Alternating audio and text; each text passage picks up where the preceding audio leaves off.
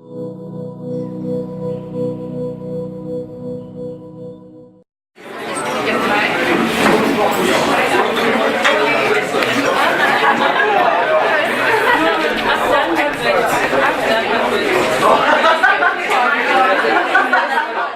nice to be here and being able to speak bluntly about my own convictions, and I want us to have a frank conversation, because racism is frank, so talking about it can't be polite.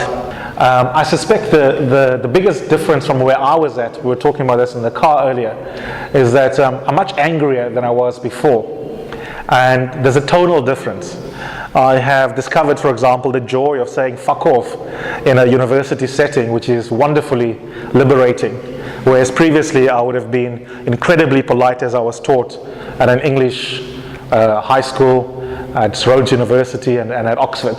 So there's a tonal shift in my politics, and I have taken a lurch to the left, which is maybe why so many people believed my April Fool's joke that I've joined the EFF and started career politics. That's not where I was at a couple of years ago. There is some ideological continuity. I'm still a liberal, and unashamedly so, and I don't think that liberalism is incompatible with radical black thought. So I'm certainly no chameleon. I believe in the gospel of John Stuart Mill. I believe that liberal individualism is the right basic blueprint for society.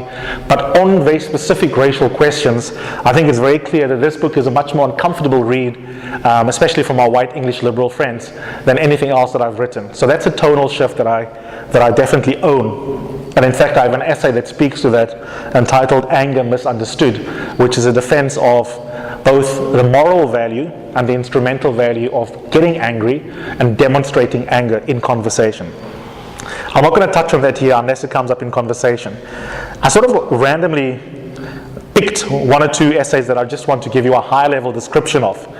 The one that got the most immediate traction, and much to my ego boost, has been taught at Oxford already, is essay number 7, entitled Meritocracy, White Excellence and Other Myths. And that is an essay that I thought about again yesterday when I looked at the Zapiro cartoon. How many of you saw Zapiro's cartoon yesterday? Deeply problematic cartoon. And if you haven't seen it, it's very simple. It's a cartoon of Alistair Coetzee, one eye that way, the other eye that way, two balls being thrown at him, and someone from the sidelines shouting, catch it, or something to that effect. And the one ball says transformation, and the other ball says winning. Now, obviously, that peddles the racist lie that transformation and winning are mutually exclusive, which is nonsense. And then there are interesting additional lies, because as racism goes, there are always layers to these things. There's also the assumption that the status quo is a winning status quo. But if you know the record of the box, it's not exactly a winning formula that we're trying to trade off with transformation. So there's this construction of a meritocracy in the status quo that is just a lie about the status quo. And it's not just a lie about the Springboks, it's also a lie about meritocracies existing in institutions. And I had a conversation with the corporate this morning, 10 minutes from here, where something similar played out, where transformation is pitted against a narrative of excellence and a narrative of meritocracy. But in the first instance, besides the conceptual problem that transformation is not by design anti-winning, anti-meritocracy, there's just an empirical lie. There's a lie about in how we describe the institutions in which we operate, as if meritocracies are already established in our institutions, whether they be our universities, whether they be our national sports teams, and who gets selected and how they get selected, or whether we're talking about climbing the ladder in corporate South Africa. And that's a myth that I talk about in this particular essay. I never got their permission to mention them, that's why I'm not mentioning the name of the company. But there was a clear difference between what the board thought of the company and the actual experiences being reported by women and by black people in the company. And the dominant narrative that's being told by the board is that this is a company that values meritocracy, gives equal opportunities to everyone, but it's fundamentally a meritocracy. But the question they never confronted is, how is it that if your company is a meritocracy, how come, especially in top management and your leadership structure and on your board, it is mostly straight white men, and in this particular case, straight white Jewish men who dominate those positions. Because if you live in a just society where effort and talent alone determine where you end up in a company, then you should have roughly similar demographics between your country's population and the leadership population, the leadership demographics in your company. So let's just slow down a little bit. Put it this way: if you have up to 90% of your population black, how do you account for the fact that there's an overrepresentation of white people in general and white men in particular in corporate South Africa, right? That's the question. Now, if you believe in the meritocracy narrative, and you unpack what that meritocracy narrative implies, then you are suggesting, and this is what I argue in this essay at any rate, then you are suggesting that there are two factors that account for white success, and these two factors alone: genetic good luck plus hard work. And if you believe that, then your belief is racist. Because the logical implication of imagining hard work and genes to account for white successes in corporate South Africa is that you are suggesting that women and black people either have inferior biology or they're lazy. Because that's the only way genes plus hard work can give you a complete account of success. Can only do so if you believe that women and black people are lazy and or have genetic inferiority.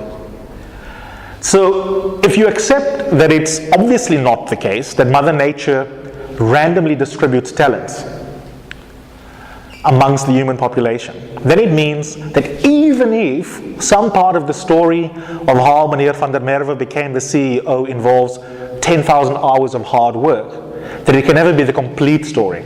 The most you can conclude, without collapsing into racist or sexist or patriarchal assumptions, is that hard work and genes give you a partial story of why it is that, let's say, 60% of middle managers and top tier managers in corporate South Africa are white.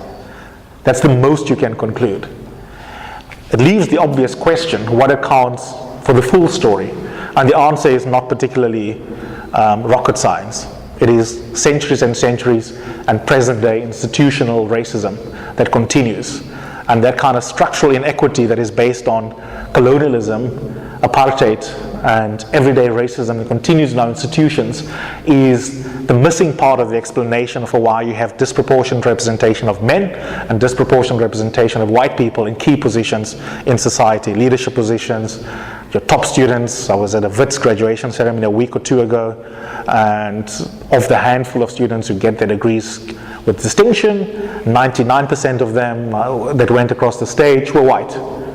You can either conclude that white people are genetically more likely to pass cum laude, or you can recognize that even if that student had put in many hours in third year, that the hours you put in and your genetic profile give you a partial account of why you were likely to be the student getting that cum laude. And of course it's a partial story. The rest of the story is your life story before you entered FVZS.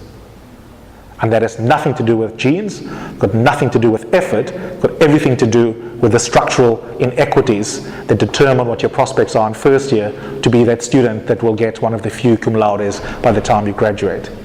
And so there's a myth around the idea that meritocracy accounts for life in corporate South Africa, and that when we talk about transformation, hence I think rightly so the critique against Zapiro, that when we talk about transformation, that we're trying to undo this beautiful, perfect meritocracy. I have more sympathy than some of my black friends for white people who are under the illusion that effort and genetics completely account for some of their successes, because I know where that impulse comes from, because not every single person who is white and is in a position of achievement was given it in a simple cronyist transaction. Many would have put in the hours, but the hours give you the experiential illusion that luck never came into the equation. And I think it's a myth that we need to slay. Because the reality is that when someone vouches for you, when someone sponsors you, when someone mentors you, those are all things that have nothing to do with inherent effort. Those are the ways in which social capital gives you a massive head start over someone who doesn't come from a similar background as you. And I find this, for example, when I mentor potential Black Rhodes Scholars, and I'm one of the selectors for the Rhodes Scholarship. If no one ever had a conversation with you about what it's like being in a scholarship interview, it's much harder going into that interview and succeeding than if Aunt Sally had gone on a scholarship program before. And of course we can talk about exceptions. There are black kids who now have that narrative in their family. There are some white kids who don't. But if we're going to be talking about anecdote rather than patterns, we're going to get nowhere. The patent reality is that in general, those kind of structural advantages still mean that the average white person is more likely to access those opportunities earlier than the average black person.